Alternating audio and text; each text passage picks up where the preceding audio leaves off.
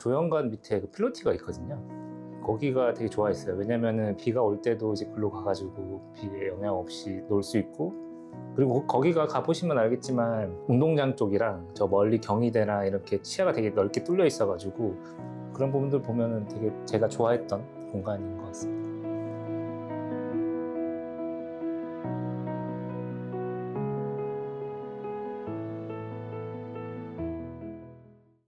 저는 양정원이라고 하고요. 저는 0학번이고 졸업은 2012년도 했으니까 지금 졸업한 지는 한 13년, 14년 차가 됐네요.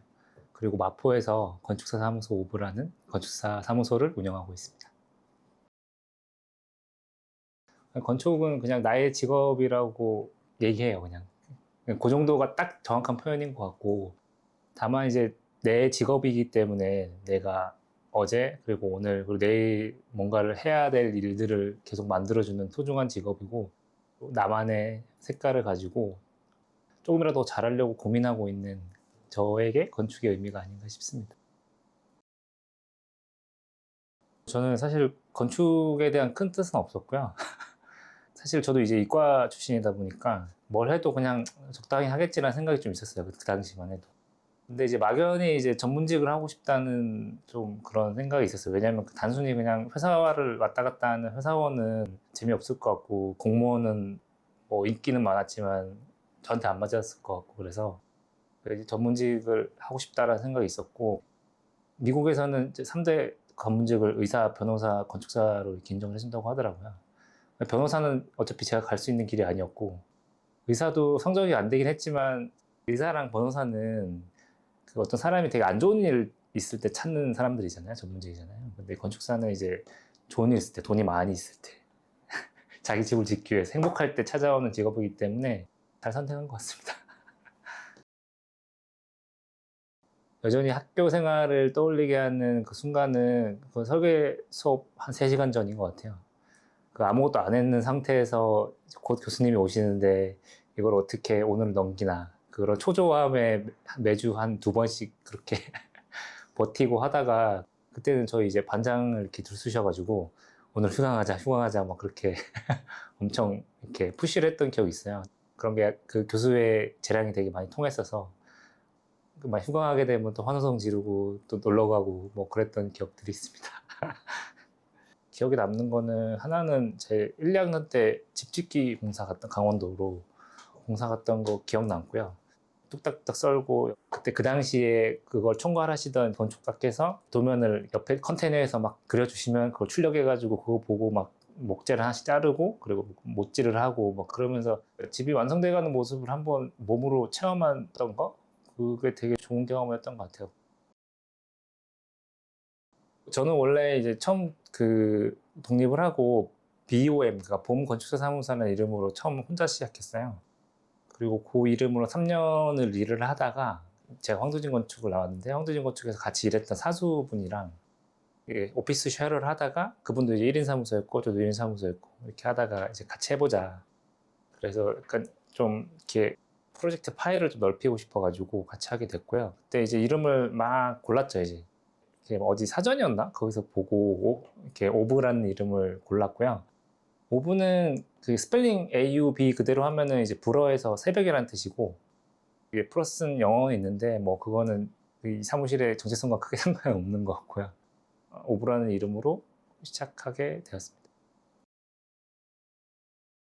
그 건축의 실무는 완전 다른 문제고 되게 현실적인 문제예요. 그래서 되게 엄청난 스트레스와 극도의 긴장감과 챙겨야 될 것도 너무 많고, 그런 것들을 다 챙겨가면서 또 디자인은 디자인대로 해야 되고, 건축사무소 업무 중에 디자인은 한 20%도 안 될 거예요, 아마. 나머지 80%는 그 디자인을 만들기 위한 제반의 행정 일이라든지 뭐 그런 것들이 대부분이라서, 되게 아름다운 그런 설계사무소의 그 업무를 생각하면 오산이고 빡센 훈련의 과정이었고, 근데 이제 그게 한 2, 3년 차가 제일 심했었고요. 그 4, 5년 차가 되니까 이제 좀 일이 이렇게 약간 이렇게 그립감이 생겼다고 해야 되나? 손에 잡히는 느낌이 좀 생겼어요. 그때부터는 바쁘긴 했는데 그때는 좀 여유가 생긴 것 같았어요. 심적으로. 처음에 이제 오픈하고 나서 일이 없다 보니까 그냥 이것저것 다 이렇게 도전했던 것 같고요. 그러다 보니까 이제 그 여러 가지 하게 됐고, 그리고 이 도전을 하더라도 우리만의 기준을 좀 세우자 해가지고 이렇게 3F라고 우리 약간 우리끼리 약간 부끄럽긴 한데 3F가 뭐냐 이렇게 재밌냐, 두 번째는 펀드예요. 이게 돈이 되냐, 세 번째는 페임이에요. 이걸 이 프로젝트를 해가지고 나에게 어떤 명예를 가져다 주냐. 이제 그 세 개 중에 두 개만 만족해도 그냥 하자 해가지고 그러니까 그 두 개 만족하는 것들을 먼저 이렇게 공격적으로 조금 트라이를 했고, 그러다 보니까 이게 용도가 되게 약간 되게 다양해요. 진짜 조그만 계집에서부터 아파트까지 해봤으니까. 그래서 이제 그런 것 때문에 어디 이제 자리 가면 이제 저희를 소개할 때 뭐 이런 단어 쓰거든요. 뭐 극단의 잡식성이라는 단어도 쓰고, 그리고 좀 더 순화하면 맥락 없음이라는 뭐 그런 표현도 쓰고 하는데, 그렇게 하다 보니까 되게 다양한 프로젝트를 하게 됐고, 힘들긴 하죠. 이제 원래 이렇게 용도별로 약간 이제 스페셜리스트가 돼야 그걸로 이제 계속 빌려가지고 프로젝트도 계속 수주하고 하는데, 근데 아직도 여러 가지를 해봤지만 이게 나에게 뭐가 더 많다? 아니면 내가 더 좋아하는 프로젝트다? 라고 하는 그 용도다? 이런 건 아직 없는 것 같아요. 저희 사무실이 조금 그 프로젝트의 특징이 약간 반반인데요. 하나는 이제 민간 프로젝트를 주로 하고 있고, 나머지는 이제 설계 공모를 통한 공공 프로젝트를 하고 있어요. 근데 이제 그 두 개를 관통하는 제가 좀 추구하는 그 근본적인 목표는 뭐냐면은, 어쨌든 건축이라는 게 되게 뻔한 얘기인 것 같지만 도시 안에서 이렇게 딱 놓여지면은 그게 건강하게 작동하기를 바라는 마음이 있거든요. 사실 여러분들 이제 집 근처나 이런 동사무소나 이런 가본 데 가면 멋있게 지어놨는 사람들 잘 안 쓰는 공간들 되게 많잖아요. 그냥 슬럼화된 공간들 되게 많고. 근데 사실 그런 것들이 어떤 프로그램의 운영, 컨텐츠의 문제도 있지만, 사실 그게 공간으로서 해결하지 못한 그런 것들도 사실 있거든요. 그래서 오히려 건축 피부 안에 있는 내용도 물론 중요하지만, 그 바깥을 이제 사람들이 많이 와야 되고, 사랑받아야 되고, 조금이라도 와서 여기 뭔가를 만들면 이제 좀 머물 수 있고, 뭐 그런 것들을 물리적인 공간으로서 좀 완화하고 해결하고 싶다는 어떤 욕심이 있고요. 그리고 두 번째는 작동한다는 말 되게 좋아하는데, 공간이 되게 잘 작동해야 된다는 생각이 있거든요. 그러려고 한다면 이 평면에 대한 중요도를 되게 많이 가지고 가려고 하고 있어요. 그래서 평면에서만큼은 약간 좀 많이 좀 심혈을 기울여서 하고 있습니다. 한옥을 처음 이제 접하게 된 거는 실대 건축이죠. 사실 제가 2009년에 군대를 갔다 와가지고 이제 복학을 했는데 3학년이었죠. 3학년 1학기 시작했는데, 지금은 은퇴하신 송인호 교수님이 그때 한옥 스튜디오를 하셨어요. 그때 4개 스튜디오가 있었는데 3학년에 딱 하나만 그걸 운영했거든요. 근데 이제 군대 갔다 오니까 막 그 자신감과 뽕에 차가지고 이제 수강 신청을 해서 들었었고, 삼청동에 한옥 그 집단 그 밀집 지역이 있잖아요. 삼청동 일대를 다 모형을 만들어가지고 그 모든 한옥을 이 정도 그게 수백 채가 되죠. 그래서 그 스튜디오마다 하나씩 그걸 다 여러 명이 붙어가지고 그걸 만들어가지고 그 조그만 필지를 하나 이제 선정해가지고 그 프로그램 자유, 그리고 그거를 새로 증축하든지 아니면 신축하든지 그건 되게 자유였고, 저는 그때 한옥 병원을 했던 것 같아요. 한옥 의원. 네, 그때 의원을 했었고, 한옥이 이렇게 설계하기도 힘든데 모형 만들기도 진짜 힘들거든요. 그때가 시작이었죠. 사실 제가 지금까지 한옥 관련된 일을 하게 된 게. 그래서 이제 그때 설계 중에 새로운 어떤 제 나름의 어떤 영역을 이렇게 좀 발굴하는 계기가 되었고, 졸업할 때 뭐 이제 4, 5학년이 돼서 이제 한옥 관련 공모전 나가서 입상도 해보고 취직을 했는데, 한옥 때문에 간 건 아니었고 그냥 현대건축으로 그 건축가분이 좋아서 이제 지원을 해서 갔는데, 그분이 또 한옥을 하셨어요. 이제 한옥하면 되게 몇 분, 이제 세네 분 이제 이름이 올라오는데, 그분이 한 명이었고, 그때 이제 실무 때 한옥 프로젝트를 한번 했었고요. 또 이제 5년 실무를 하고 이제 독립을 했는데, 또 우연찮게도 또 첫 번째 프로젝트가 한옥이었어요. 그래서 다른 이제 건축사분들이 되게 신기해요. 어떻게 일반 주택도 그 수주하기 힘든데 어떻게 첫 번째 프로젝트를 한옥으로 했냐.